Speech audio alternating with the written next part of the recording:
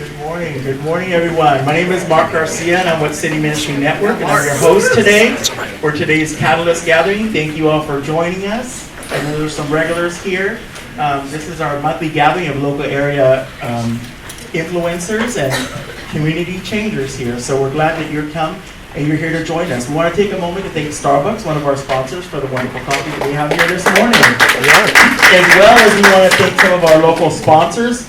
We have Access Capital, Blue Shield of California, Oak Valley Community Bank, Rolling F Credit Union, Stanislaus Equity Partners, TSM Insurance, and Valley First Credit Union. There we go, there's your logos. Thank you all to our sponsors. Sorry for that. And we apologize, this is a temporary setting. If this is your first time, we're here in this place just on as a one-off. I think something else is going on where we're normally at, so this is not usually where we're at, so we apologize for some technical difficulties or things that might not work out the way as planned, but just bear with us. But thank you all for joining us here today. So, just make sure that everybody signed in when they came in so we can stay connected with you. And for those that are watching on Zoom, we have John is going to be your host there, and you're welcome to connect with him and ask questions there along the way. Now I'm going to go ahead and introduce, is Jeff here? There he is, Jeff with Love Modesto. Ooh, Jeff. Actually, I have to go to my laptop now. This is one of the moments where I said bear with us with the technical. Doesn't usually happen, but now I have to go to the laptop and I'm going to play a video for you all. So enjoy. Way to go, Mark.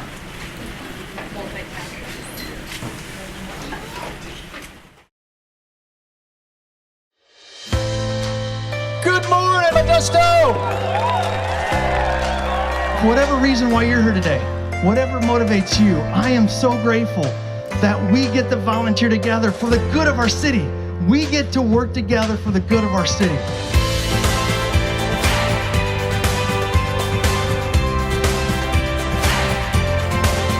We are all here together for one purpose. Let's make Modesto the best.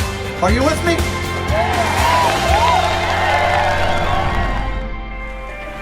All right, that's it. Get all that for Mark. Thank you, Mark. Hey, this year is our 15th year. Anybody around 15 years ago? Not like physically, but like, were you at the first Love Modesto and all that? That was awesome. Very cool. Well, our big day here is April 29th. And by the way, if you don't know what it is, and I do go to places, we're like, what is this thing? It's a citywide volunteer day. We're just trying to inspire as many people as we can in our community, no matter how old, young, able, disabled, there's something for everyone to do to be a part. So on your tables, everybody take this little flyer. You'll see all the projects that are going to be happening and just so many varied ways of loving our city on this day here. And the way this thing works, pretty simple, is you see a project, you sign up for it, and then on April 29th, show up downtown in front of the Gala Center. There's going to be a real family-friendly, festive atmosphere, over 25 vendors, a kids zone. Dave's going to be at the kids zone. Dr. Strange is going to be walking around. And it's just a fun atmosphere. Then from the stage at 8:45, we'll do like a kickoff, and then send everyone out all over our city to love our city. So it's going to be a really, really awesome day in our town. Now, if you don't live in Modesto, you're part of another city. We have 15 cities in our area that are loving their city on the same day. So love whatever city that you're part of there. And then right out front, we've got our Love Stanislaus County card. Please sign our card before you go. And that's a Subaru donates $1 for every signature. So we're just trying to fill that card with signatures. Thank you. Thank you so much, y'all. I appreciate y'all.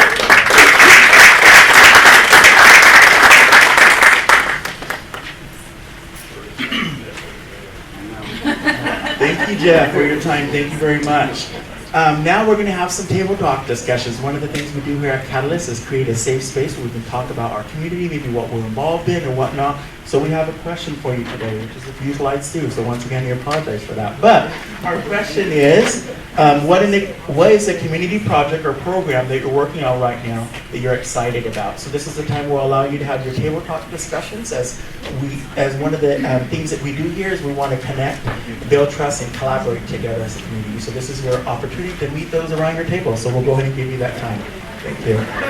All right, everyone, I'm going to go ahead and play a video. We ask everyone just go ahead and point your eyes to the screen here. We're going to play a little video as we move to the next part of our morning.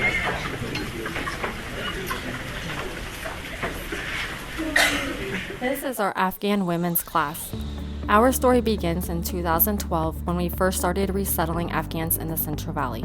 As we began getting to know the women, we realized that because they lacked the necessary literacy, their successful integration into their community was going to be a difficult road. As we prayed for the right resources to come together, God stirred hearts and aligned passions. A beautiful collaboration began between Modesto Junior College, Centenary Church, and World Relief. Pulling our strengths together, the Afghan Women's class was formed. Since the class has started, we have seen tremendous growth, confidence, and success in the women's lives. See what they have to say about the class. اول برای من بسیار مشکل بود که انگلیسی بیاموزم. هیچ وقت برای خواندن انگلیسی فکر نکرده بودم که روز انگلیسی بیاموزم. مگر حالا بسیار خوشحال هستم که انگلیسی را آغاز کردم. حالا می توانم قیمت اشیا را در مارکت بپرسم و کمی صحبت کنم. من در افغانستان معلم بودم و انگلیسی را در مکتب کمی خوانده بودم، مگر به قدر نخوانده بودم که مشکلاتم را حل بسازم. من از صنف انگلیسی زیاد آموختم. می توانم حالا جملات انگلیسی بسازم، فعل‌های بودن را آموختم. اگر این طور ادامه بدهم زیاد می آموزم و من بسیار خوشحال هستم. وقتی من در افغانستان بودم، من اجازه مکتب رفتن را نداشتم و هیچ وقت انگلیسی و دری را نیاموخته بودم در افغانستان، مگر من انگلیسی یاد گرفتن را در امریکا شروع کردم. من زیاد آموختم و زیاد تغییرات را در خود می‌بینم در زبان انگلیسی. من خوشحال هستم که انگلیسی می‌آموزم. The kids have also benefited from the child care workers. They are learning social skills and appropriate behavior in the classroom. They too are not only learning just English, but even Spanish. We know God's heart is for these women, and it has been such a joy to see them grow and begin to integrate into the community they now call home. We are so thankful for the partnerships that made this class happen.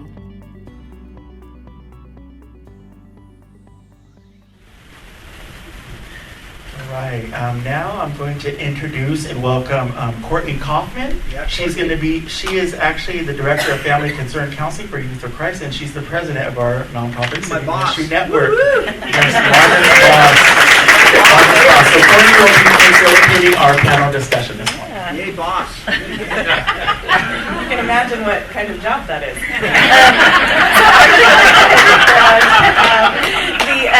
The panel, go ahead and come up and join me. Yes, give them a hand. So this morning, what we're going to be talking a little bit about is how this class that you just watched this video of came to be. I didn't know a lot of this story. You guys can feel free to have a seat. I didn't know a lot of this story, and I was just talking with each of these women, learning about it. It's kind of amazing what small moments and conversations that you've already had this morning, what that can bring, what can happen out of those moments. So what I'm going to do is ask if each of you can just share your name and kind of your role, how you're here. That would be great. So I think we're going to share a couple of mics. So I'm Deanna Hutton, and I'm the Director of Adult Ministries at Centenary Church. And I would say God just really pointed a great big arrow and pointed me in the direction of a collaboration that we're going to talk about today. My name is Christine Chen. I'm a stay-at-home mom. Our family works with Medical Ambassadors International. We had the privilege of living in Afghanistan for almost 4 years. And I had the privilege of being a volunteer with World Relief. my name is Ruth Lumen.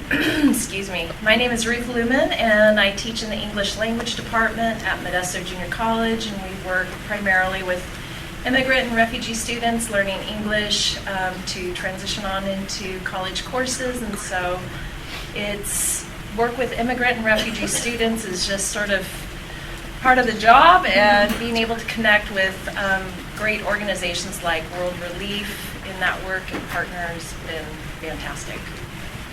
I'm Sarah Williams. I have been with World Relief for 10 years, volunteered for a year before that, done various roles, almost every role in the office. and currently the site manager. But just have the honor and privilege to work with our refugee families every day.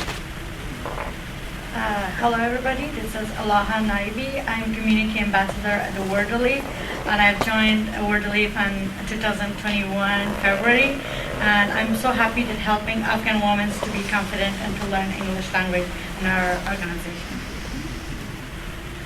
Hi, I'm Ellie Gunlock, and I am the Women's Program Manager.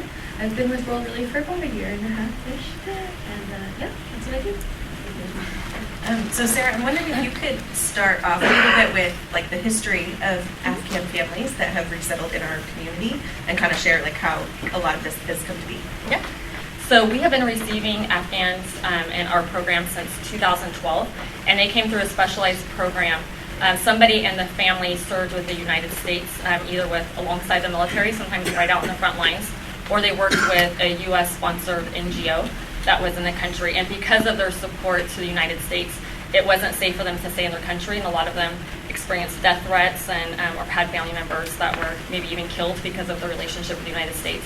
And so because of that, the United States created a program that they could apply for if they received one of those credible threats, and then they could be resettled through the refugee program in Modesto. So we have consistently received Afghan refugees since 2012. So I would like to talk a little bit, it's kind of amazing how all of these are here, everyone is kind of from a different background, a different place. So Deanna, can you start us a little bit about how did we land here? Tell me about where some of all of this started for you. It's really big, and I can't even begin to tell you just a little bit of the story, but I'll start with some of you, I'm sure, were at the Focus on Prevention Summit that was held in the fall, I think it was 2015. Big, over 500 people were there, and that was for the whole county. And the outcome of that was the first focus that the county was going to look at was homelessness. And so I landed in the faith sector, and I thought, well, gee, how can my church impact homelessness in our community? And so, meetings and a lot of talk about breaking down silos, being creative about, getting our resources together. Just collaboration was a big word that was used all the time. And then Stan Risen came to one of those meetings at the end of his career, and he talked about many things, but the thing that just stood out to me was over 70% of the third graders in Stanislaus County do not read at grade. No. Over 70% are reading at grade level, right? No, they're not. So connecting all the dots. So if you don't read at grade level, you don't do well in school, you don't do well in high school, you might drop out, job options are nil, maybe homeless. So that was the connection. So love Modesto, love our schools. Every elementary school should have a neighborhood partner. We had a school just down the street. We partnered up with them. We put 20 volunteers in the classrooms to impact homelessness by working with the kids and their reading proficiency. But then what happened? I met Julie Burchell, who was the English language development teacher, and she came to me one day and she said, one of my parents wants his wife to come to my class because she needs to learn English. And I thought, well, I took quite a bit of Spanish when I was in high school. She goes, no, darn. Well, little did I know that Julie was a volunteer at World Relief, and she had a number of Afghan students in her class. World Relief was resettling a lot of the Afghan families at that time around that school, so that was their school and it was our school. So then she said, what are we going to do about this? Because there are other moms that probably need to learn English. So the next city ministry meeting I attended, I sat next to Dr. Victor Chen. And the question was the same question we had today. So I shared with him about this need. Somehow we need to help these Afghan women learn English. Oh, you should talk to my wife, Christine, because we lived in Afghanistan for 4 years. So that started that. Christine was already working with World Relief. She knew Ruth from church, and Ruth knew Sarah because of that, you know, and I had been to World Relief just previous to that because my friend Mark worked in their building, and all these dots. Coincidence? I don't think so. So that's how it started. We met, we talked, we dreamed, we developed, we pooled our resources, we wrote an MOU, we got everybody's permission. It happened. So a couple of the things you said, you mentioned 2 different catalyst meetings that you attended, one being talking about Love All Our Schools, right, and talking about how do we partner and support schools local to our churches, and then also, you know, where you said, this is a project I'm excited about, and Dr. Chen said, great, meet my wife, she'll be able to help you. So for the rest of you guys, as you've seen this collaboration build, what have you learned as you've connected? Like, what are some of the ththings the challenges you've run into? You know, how have you guys kind of had to work through some of those things? Yeah, maybe I'll start us off. Okay. That's amazing to hear you tell that story. I'm not sure even I knew all of those dots, but I was so excited to connect with Deanna and think, oh, there's people here in the community who are really interested in reaching a broader number of Afghan women. So the challenges that I saw unfold in the collaborative, because there's always challenges, right? Were just all of the moving pieces. So a lot fell on Deanna's shoulders to run all the facility-related issues that come up by just securing the classrooms and setup and takedown and coordinating with the church and being the go-to person on the days that the women were on the campus. And this is above and beyond her own responsibilities, you know. And then Sarah, with the breadth of relationships in the community through casework, spent evenings and weekends getting the word out to Afghan women and families. Sarah will speak to this in a minute. I think there's a lot of cultural barriers in this particular community. Many families wouldn't really consider sending their wives and moms to this kind of English class. So Sarah drank a lot of tea and was really persistent out in the community.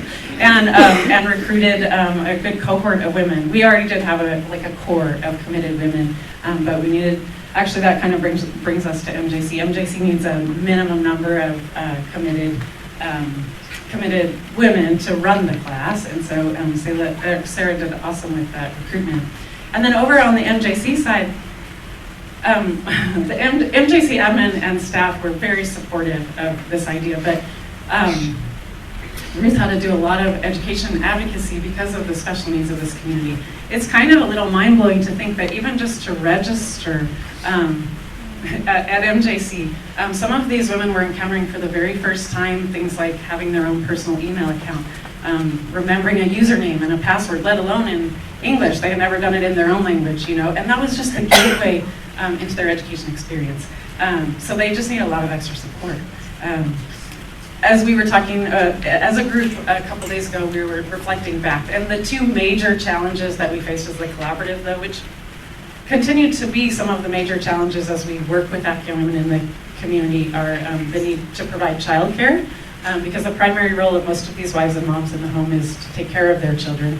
So in order to even have access to the education, access to other opportunities now too, like driving lessons and things like that, they need childcare provided for them.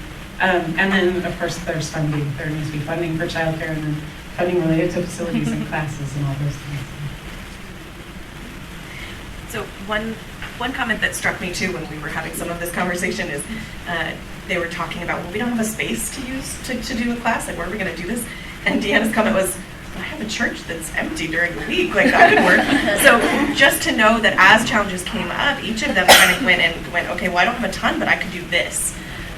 You know, Ruth brought in so much resource from MJC and teaching them how to use library resources, teaching them how to be a student There's amazing things happening there. So I'm wondering, I want to watch time because we don't have a ton, but for you guys in this collaboration, what are some of those personal ways that you've seen this change things for people? What are some of those personal impact that you've seen? Well, I think on the college end of things, we are able to, reach out into the community and provide this sort of soft landing for these newly arrived Afghan women refugees into education. And what we're seeing is they're coming to the college. Once they get past the first couple of courses at Centenary, then they're confident. They feel like, hey, I can do college. I belong in college. We bring them.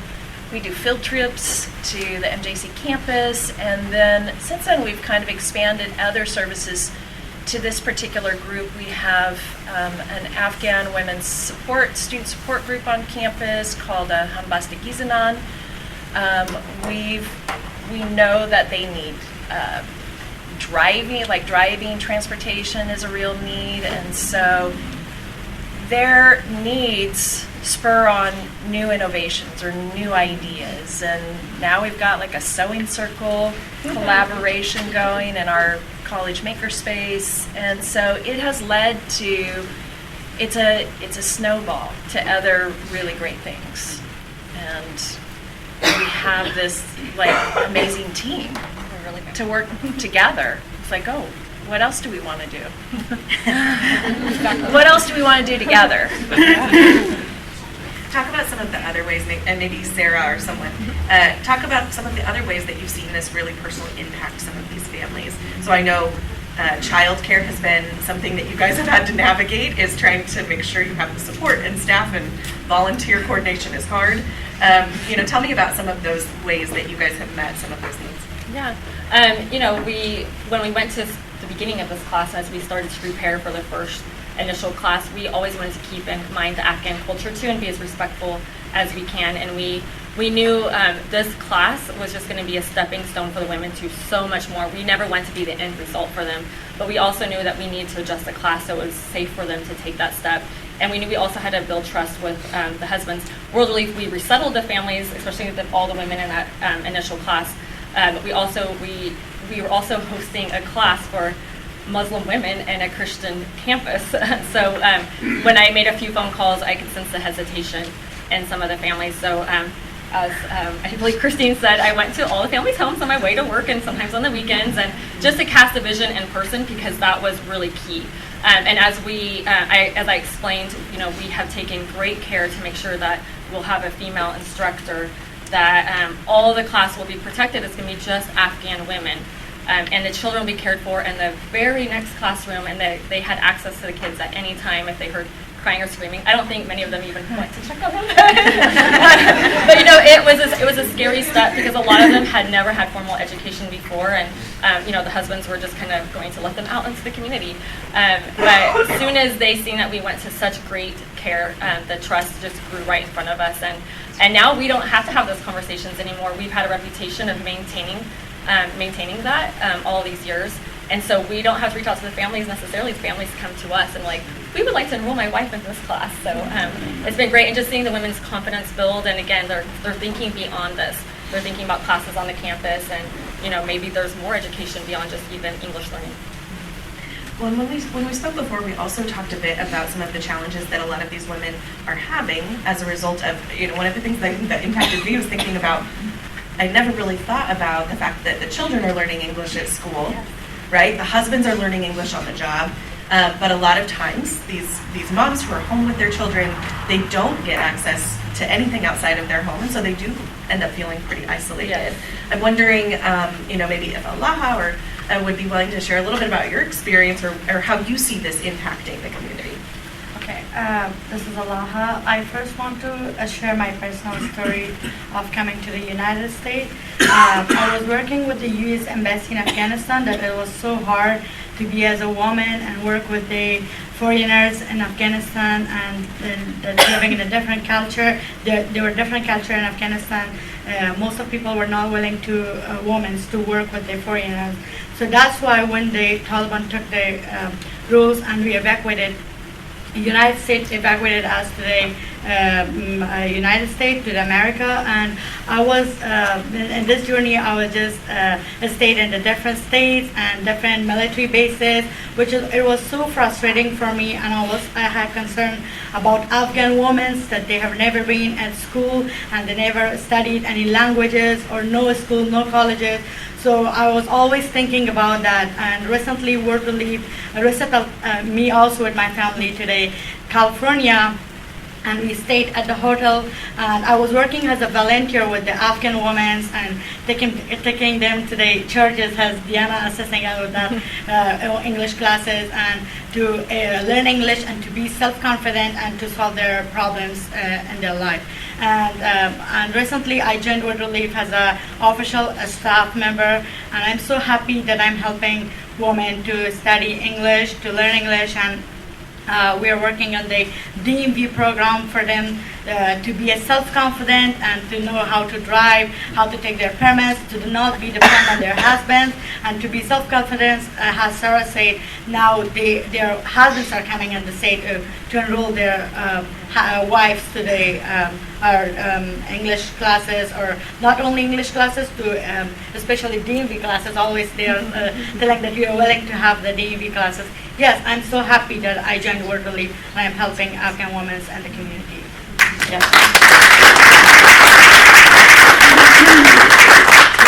So we are about at time. So what I would love to do is I'd love to ask, you guys have done a lot of work in trying to build collaboration and learn on the job. What is one thing that you've either learned about collaboration or you wish somebody would have told you at the beginning about collaboration? You could pick, but what's one thing that you've learned kind of in this collaborative?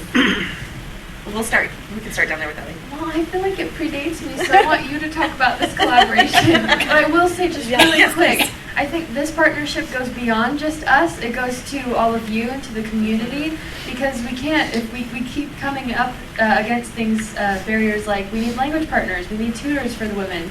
As they build their confidence, as they go on campus, as they extend this beyond this partnership, we do need the community and all of you. And so that's, I think, the biggest part of the collaboration for me, is that this collaboration changed so many lives. Yeah. Changed the lives of the mothers, that changed the lives of their families, and on into the schools. And so that's been very important, I think, just a collaboration point for me and for an invitation for you too. But yeah, speak to the collaboration. Do you want to start with that question? What did you learn about collaboration through this process? Well, it teaches you that the end result, if it's a true collaboration and you get yourself out of the way, your plans, because God has a bigger one, this has ended up being so much more than we ever dreamed it would be when we first started that hot summer meeting we had. And I have to say that when I look at these women, and the first time they checked their children into childcare, they opened their phone, looked at a picture of their name that their husband had written, and they copied it on the check-in sheet. And now some of them have had 3-4 classes under their wings, and they are just soaring now, and it's such a wonderful thing. The other thing I want to say is, out of this collaboration has come 4 women who are dedicated child care workers. They have an immigration story themselves, and they have such empathy and compassion for these women. They care so deeply, and they're caring for their children, and they're providing them a preschool setting that is unbelievable. 2 of them have gone through classes at MJC in the Early Childhood Development Program, and the benefit that these children are receiving is so much more than if their mothers were still at home, unable to share in our community. So yay, yay. I think all of this has been so touching and moving for me. Personally, looking back 5-6 years ago, I am really grateful. What I wanted to share was that when we lived in Afghanistan, I actually really floundered for the first several months. I had a really hard time living there, and it wasn't until someone came and took me under their wing and helped me navigate the culture and the community and helped me interact in the local language that I really felt comfortable and wanted to stay, and actually even thought, maybe I'll make it here. And so this whole collaborative has really drawn my heart because it's like these organizations have banded together to kind of collectively take this community under their wings and say, here, let us work together so that you can thrive here, not just live here in America, but you can really thrive.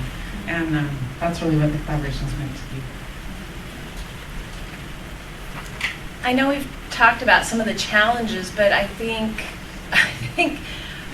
this collaboration has been fun. Like a lot of fun.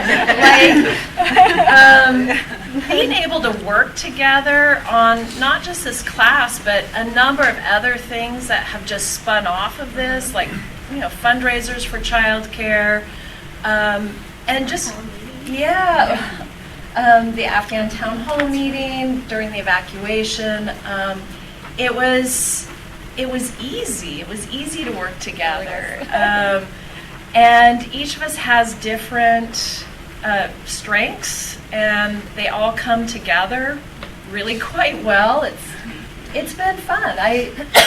When I think of challenges in the collaboration itself, it hasn't been challenging in that way in terms of working together. It's been, it's provided a richness to work, and their work is our work is their work, and it's not this, it doesn't feel like separated categories of work. I don't think there's a project I wouldn't take on if this group wasn't a part of it, because we have just worked so well together, and we put things on, like we've had the Afghan Town Hall right as a response to the evacuation, and we had many local elected officials and beyond attended within, we put it all together in 2 meetings, I believe, and it happened 3 days later.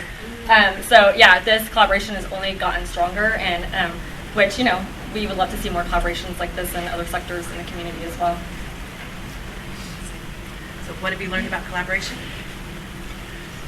I can say I'm so happy that I'm in this beautiful collaboration, and I really enjoy to see it means it's a kind of 4 departments or 4 categories or 4 parts are just coming together and to make it's looking so beautiful for me. Yeah, that's it. Thank you. I feel like I kind of jumped in a little bit, sorry. But yes, I'll just repeat what I said. I think it changes so much, and it ripples out, and it's more than you think it's going to be at the beginning, I think, collaboration, because this happened before me, and now I'm, reaping the benefits of that and able to expand a program, which is so beneficial and so wonderful and beautiful. So, thank you. As we wrap up, there's one thing I wanted to bring several months into doing the Afghan Women's program. Deanna shared that she came back to Catalyst and was sharing again just about what she was excited about with her table, and she had someone who I think had come from, South America, you had said. I'll share it quickly, but what this woman said was, in tears, I wish someone had been there for my mom. That they had come to the country, that they had struggled with trying to make sure her mom had felt like she had a place, and that she had wished somebody had done that for her. So for me, such a beautiful picture of, when you show up and you keep asking questions and finding ways to join, that the right people kind of join along with you, and how beautiful that can be. In closing, as we turn it back over here, I do want to encourage you all, because I think there's more of these stories in this room. And you might be in the middle of it, or you might have already kind of walked through it.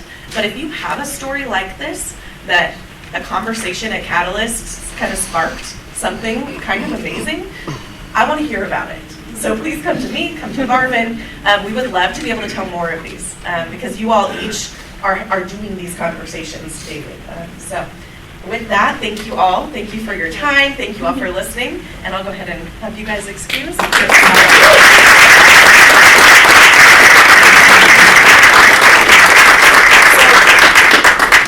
So with our final tabletop question today. We're going to take a couple minutes, and I want you to talk to a friend around you.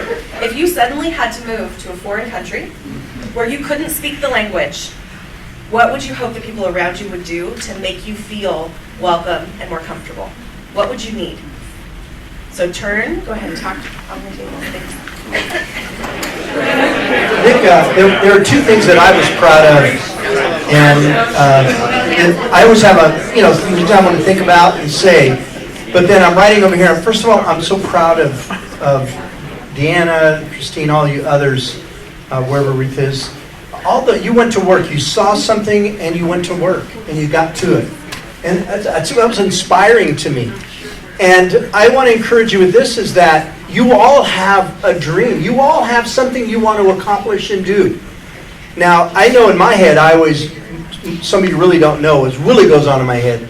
But there are times where it's like, I can't do that, we can't do that, can I say suck in here? I suck, oh my gosh, can't do that. Those are all the dynamics that go on in my head. And you got to work. You saw an issue and you went to work. And Deanna, you didn't have all the gifts and abilities and skills, but it all came together, and that happens in this room. It does happen with this group of people. I was sitting over here with Rhonda. She's starting to begin working with Ukrainian families that are going to be coming here.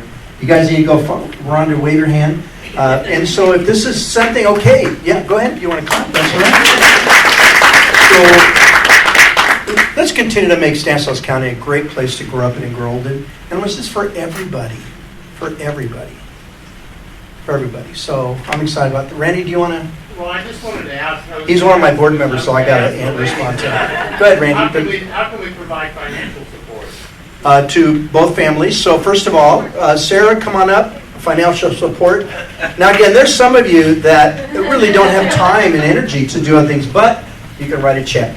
So I'll let you. Here's Afghanis, and there'll be Ukrainian families over here because Bethany Christian Services will be doing some of that. So again, those are some of the things that happen. Let me say one more thing. We want to continue, and I think Courtney mentioned it, at least the boss was over here telling me, that we want to continue to highlight your work. There are stories like that, and you'll hear one next month as well. You all have stories, and we can't always tell all of them, but we want to celebrate you in a lot of different ways.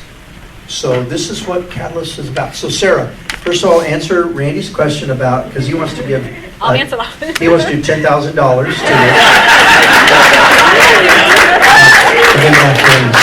Marvin, you get a match him. Yeah. Thank you for asking that question. We didn't get to touch on it too much, but as a result of this collaboration and the class starting, we actually qualified for some funding that we were able to hire Ellie and Aloha to manage the class. And we have about 3 classes going on in person. We have a Zoom class, we have a community class on Fridays. So incredible things are happening. Next year, the funding is going to look a little different. So we have had a little extra funding because of the crisis that happened in Afghanistan.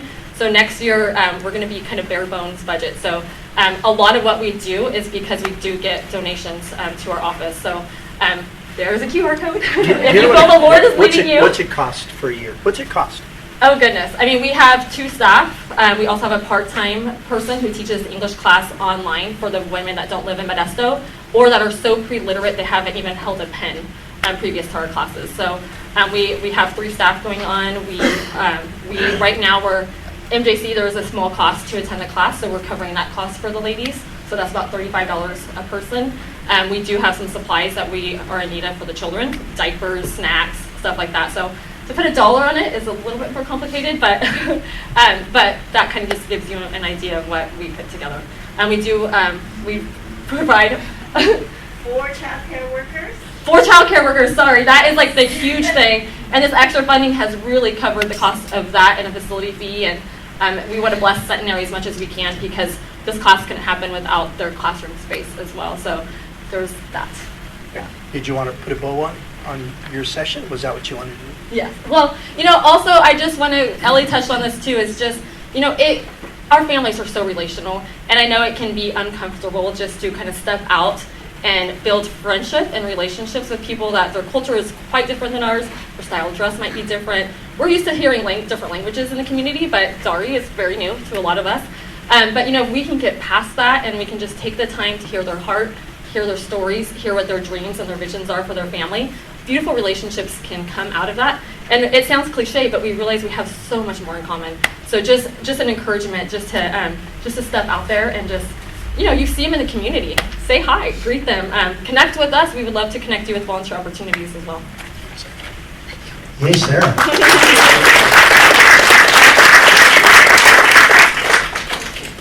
Oh, thanks, Mark. So when I think of these kind of things, I think first, what do you have in your heart? What is, for me, what does the Lord ask me to be? What does He ask me to do? What's He giving me a passion to do? Where I have interest. Sometimes that happens in the newspaper. I'm listening to something, the newspaper that's, on your tablets, those kind of things. But news, oh my gosh, I'm interested in that. I can't do everything, but what is in my heart? And you'll see it getting stirred up.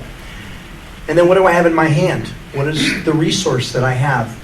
Now, again, I was teasing Randy, but the truth of it is, I'm rich in friends and people that, well, how about this person? How about that person? And some of you are like that, but you have resources. So what do you have in your heart?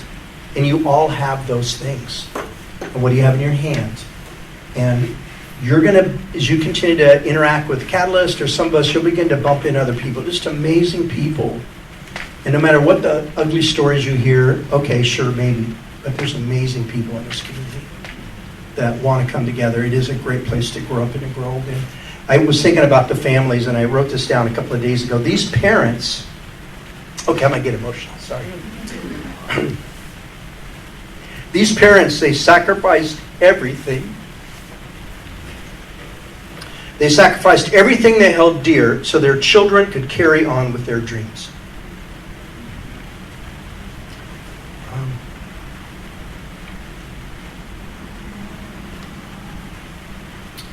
And then the last thing I put on here is, would to God I had their courage to step out, get on a plane or whatever it was, put up all the hassle of whatever they did for their children. And God forgive us when we bitch and moan about families because they're trying to get a better life. I don't know how you feel about that, but I don't care. So welcome to America.